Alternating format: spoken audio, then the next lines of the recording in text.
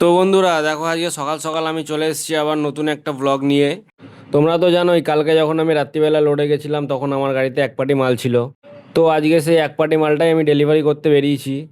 তো দেখো, আমি সকালবেলা গাড়িতে এসে একটু গাড়িটা মোছামুছি করে গাড়িটা নিয়ে বেরিয়ে পড়েছি। এখন আমি যেখানে আছি এটা হচ্ছে ডানকুনি হাইওয়ে ব্রিজ। আর দেখো, আজকে সকাল সকাল বেরিয়েছি, সকাল থেকে আজকে একটু বৃষ্টি হচ্ছে না। আর ওয়েদারটাও খুব ভালো আছে, সুন্দর ওয়েদার। আর এখন যে ব্রিজের পাশে ওয়ান বলে লেখাটা দেখতে পাচ্ছ, এটা অ্যাকচুয়ালি একটা শপিং মল। এর ভেতরে নাকি আইনক্স হবে, তবে এটা এখনও কমপ্লিট হয়নি, দেখা যাক কবে হয়। তারপর আমি ওখান থেকে সোজা বালি টোল পার করে চলে আসলাম। তো বন্ধুরা, এখন আমি নিবেদিতা সেতুর ওপরে আছি, আর আমার তো খুব গঙ্গা খুব ভালো লাগে। তারপর দেখো বন্ধুরা, এখন আমি ব্রিজ পার করে বেলগড়িয়া এক্সপ্রেসের ওপর উঠে পড়েছি।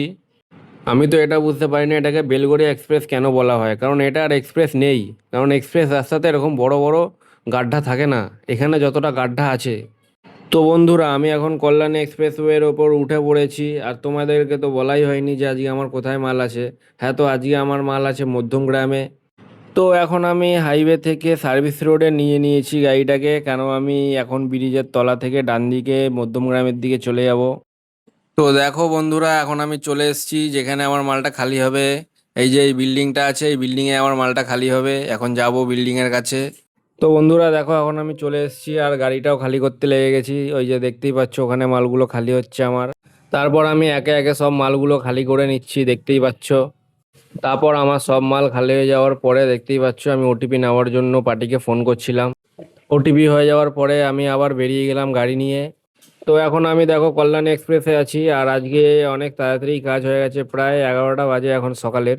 তারপর আমি ওখান থেকে সোজা ডানকুনি চলে এলাম টিফিন করব বলে, কারণ খুব খিদে পেয়েছিল। তারপর দেখো বন্ধুরা, আমি টিফিনে ধোসা নিয়ে নিয়েছি, যেটার হাফ আমি খেয়েই ফেলেছি। তারপর আমি আবার গাড়ি নিয়ে বেরিয়ে গেলাম।